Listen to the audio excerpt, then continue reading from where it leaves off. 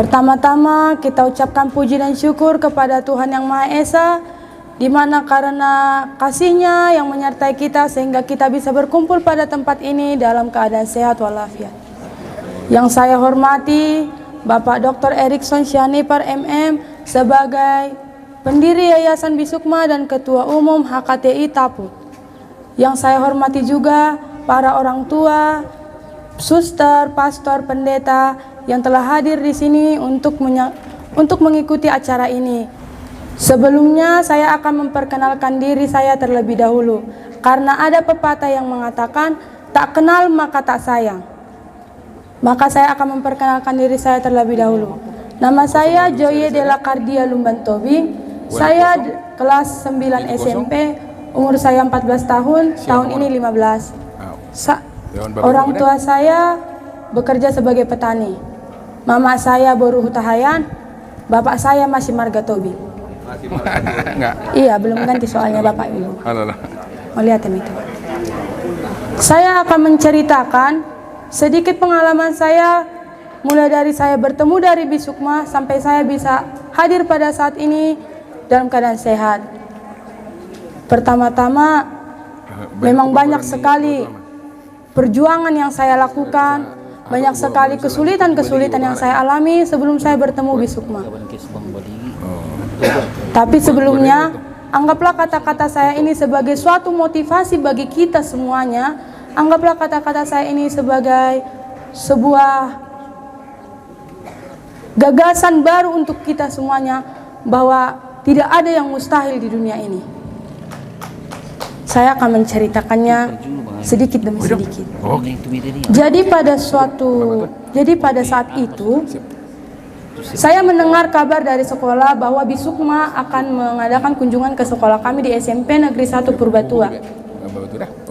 Saya ingat betul, Bisukma ini pernah diceritakan kepada saya sebagai sebuah yayasan, sebagai satu yayasan yang menolong sekolah-sekolah, anak-anak yang mempunyai kemampuan untuk memajukan suatu bangsa.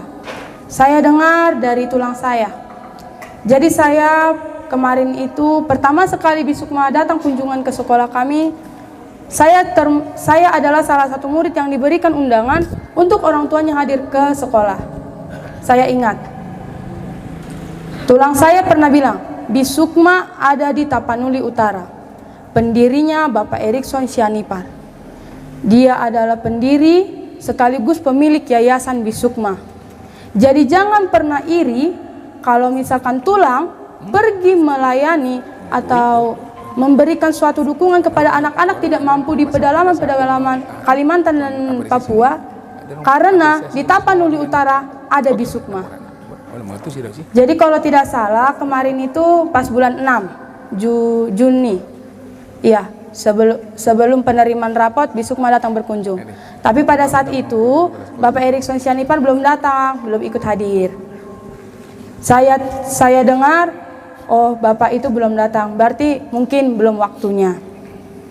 Untuk bulan berikutnya ada lagi pertemuan, karena Bisukma melakukan kunjungan ke sekolah kami itu tiap bulan. Jadi di pertemuan berikutnya Bapak Dr. Erikson pun hadir untuk ke sekolah kami. Saat itu saya memang belum mengenal betul Bapak ini sebagai pendiri Yayasan Bisukma, dan saya kurang mengenal bahwa Bapak Erikson adalah Bapak Erikson yang diceritakannya pada saya. Jadi waktu itu ceritanya begini, saya masuk ke kelas. Pada waktu itu memang Bapak Erikson sedang berbicara, saya mengetuk pintu. Terus di akhir pembicaraan Bapak mengenalkan dirinya sebagai bahwa Bapak itu adalah Dr. Erikson Syanipar, pemilik dan pendiri Yayasan Bisukma. Saya langsung tiba-tiba teringat, Bisukma, Dr. Erikson Syanipar, saya harus memperkenalkan diri saya kepada Bapak Erikson. Lalu saya berkata, Bapak kenal tulang saya yang di Jakarta, Pak Jen Hutahayan? Bapak Erikson bilang, ya saya kenal. Mungkin saya pernah mendengarnya. Lalu Bapak Erikson bilang, jikalau kalian nanti masih ingin berbicara kepada saya, ingin menyampaikan sesuatu pada saya setelah pertemuan dengan orang tua dan pertemuan dengan guru-guru, jumpai saya. Saya akan menyambut kalian, saya akan bisa berbagi dengan kalian secara pribadi. Lalu setelah itu kami keluar dari ruangan, Bapak Erikson pun pergi ke ruangan orang tua dan ke ruangan guru-guru. Setelah itu saya memang sengaja tidak pergi jajan, karena ketika saya jajan saya akan selalu di kantin sampai bel berbunyi. Jadi saya tahan. Lalu tibalah waktunya Bapak Erikson keluar dari kantor guru. Entah mengapa, entah kenapa, hati kecil saya dari sebelum Bapak Erikson keluar dari kantor guru selalu berkata, jangan pergi jajan, jangan pergi kemana-mana, tunggu Pak Erikson keluar dari kantor guru, temui Bapak itu, katakan niatmu. Lalu ketika Bapak itu keluar, saya pun dengan percaya diri datang menghampiri Bapak itu. Lalu saya bilang, Pak, boleh tanya? Mau tanya apa nak? Mau tanya apa dek? Tanyain aja, nggak apa-apa kok. Bapak lulusan universitas mana? Oh, Bapak lulusan universitas ini. Kebetulan saya juga lupa dari universitas mana.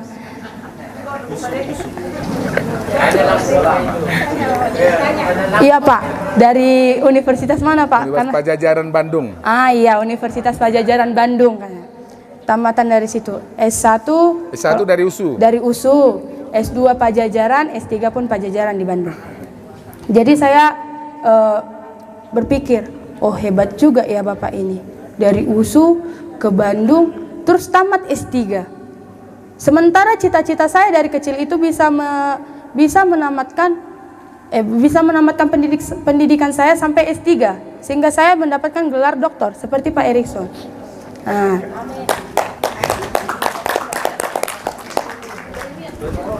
jadi saya pun bertanya-tanya, saya sharing, saya ceritakan apa yang ada di hati saya. Terus saya berkata tentang cita-cita. Banyak anak muda sekarang mungkin mereka memiliki suatu impian dalam hati kecilnya, namun mereka belum bisa memastikan apakah ini adalah cita-cita mereka yang selama ini mereka pikirkan. Mungkin pada masa kanak-kanak kita berpikir bahwa cita-cita itu hanya ada beberapa seperti polisi, tentara, dokter, pilot, dan lain sebagainya. Namun ternyata semakin saya bertambah besar, saya menyadari bahwa cita-cita itu bukan hanyalah sebatas polisi, dokter, tentara, dan sebagainya. Memang ketika saya kecil, mulai dari TK sampai kelas 3 SD kalau tidak salah, saya itu punya tekad yang bulat untuk menjadi dokter. Entah kenapa saya selalu ingin menjadi dokter pada waktu itu, tapi sekarang sudah berubah. Jadi setelah saya tanya-tanya sama mama bilang, Mama bangga kalau kamu jadi dokter. Karena apa, Ma? Karena dulu cita-cita Mama jadi dokter. Kalau Mama nggak bisa, setidaknya kamu bisa. Oh, dengan bangga saya bilang, iya Mak, kalau Mama doakannya aku bisa. Udah jadi dokternya aku, Mak. Tenang aja Mama, pasti Tuhan tunjukkan jalannya. Tapi entah kenapa itu semua memudar seiring berjalannya waktu. Saya pernah bercita-cita menjadi seorang pustakawan, mempunyai sebuah perpustakaan pribadi yang besar, dan dengan itu saya bisa membantu anak-anak untuk membaca, mencari ilmu dan mencari wawasan yang baru di perpustakaan yang saya miliki. Cita-cita saya itu saya temukan, gagasan itu saya temukan pada kelas 4 SD. Mengapa saya bisa menemukan gagasan seperti itu dalam diri saya? Karena dari saya pribadi, saya adalah seseorang yang memiliki hobi membaca. Banyak sekali hal-hal baru yang saya temukan dari membaca. Tidak hanya cara memasak kue, tidak hanya cara membuat sebuah kerajinan tangan, tapi saya banyak tahu dari membaca. Misalkan, Waktu itu saya hanya tahu Presiden Indonesia hanya Insinyur Soekarno dan wakilnya Presiden Pak Muhammad Hatta. Lalu tiba-tiba ke Presiden Insinyur Joko Widodo. Saya tidak tahu urutannya mulai dari Pak Soekarno, baru Pak Soeharto dan seterusnya. Namun setelah saya membaca sebuah buku, maka saya mengetahui mulai dari ke pemerintahan Indonesia, Presiden Indonesia itu dimulai dari Pak Soekarno, Pak Soeharto, sampai seterusnya, hingga ke Bapak Presiden Joko Widodo. Saya menyadari bahwa buku itu sangat-sangat penting. Lalu saya selalu berpikir dalam hati, kalau saya itu memiliki sebuah perpustakaan, apakah mungkin saya itu bisa menjadi seseorang yang sukses, sementara saya itu hanya punya buku, bukan punya gelar. Karena menurut saya jadi pustakawan itu atau memiliki suatu perpustakaan itu bukan harus memiliki gelar. Apakah itu bisa dinamakannya sukses? Sementara sejak kecil saya selalu melihat gelar-gelar nama. Itu artinya apa? Oh, itu artinya pendidikannya sudah sampai sini. Dia sudah menempuh pendidikan ini, makanya dia bisa dikatakan sukses katanya. Lalu pada suatu hari saya bercita-cita, kalau misalkan saya menjadi pustakawan, apakah ada keuntungan yang saya hasilkan? Mungkin saya hanya membantu, tapi saya tidak tahu apa ada keuntungan yang saya hasilkan dari ini. Karena saya lihat orang tua saya juga petani, mama juga sebagai ibu rumah tangga biasa, yang tentunya yang mungkin penghasilannya masih di bawah rata-rata. Saya selalu punya tekad untuk menaikkan derajat keluarga saya menjadi lebih baik lagi. Maka ketika saya memikirkan apakah saya harus memiliki perpustakaan di suatu hari nanti atau tidak, saya itu menjadi dilema bagi saya. Lalu saya berpikir, bagaimana kalau aku mencari impian baru? Lalu saya pun melihat-lihat, tiba-tiba di televisi saya melihat seorang desainer yang mendapatkan keuntungan puluhan juta, ratusan juta, bahkan miliaran hanya karena satu gambaran baju saja. Saya berpikir, wah, menarik untuk dicoba. Mulai dari situ saya belajar menggambar, saya menggambar baju, saya menggambar desain-desain yang unik. Waktu itu memang saya masih SD. Namun entah kenapa ketika saya menggambar, tangan saya itu selalu gemetar, yang mengakibatkan garis-garis gambar saya selalu tidak lurus, tidak beraturan. Lalu saya menyadari, ternyata talenta saya bukan di menggambar. Saya mencari talenta lain. Bukan mencari, tapi mendalami talenta saya sendiri sampai saya bisa menemukannya.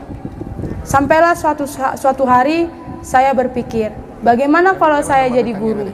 Saya kan mempunyai bakat dalam hal berbicara. Lalu saya pun belajar, saya berusaha mengajari adik saya, tapi tidak juga kunjung ada niat di hati saya untuk menjadi guru. Berarti bukan ini. Lalu pada suatu hari ketika Pak Erikson berkunjung, saya langsung ingat ketika pada cita-cita saya ingin mendirikan sebuah perpustakaan. Saya bercerita, saya sharing pada Pak Erikson tentang cita-cita saya. Lalu Pak Erikson pun berkata, kalau memang kamu berniat dan berjanji pada saya untuk menanggung-jawabinya, maka saya akan membantu kamu. Kita dirikan sebuah pojok baca di Kecamatan Purbatua dan bantu saya untuk mencapai sebuah visi saya, yaitu menjadikan Tapanuli Utara menjadi lumbung sumber daya manusia yang unggul. Saya berpikir itu patut dicoba, bisa dicoba.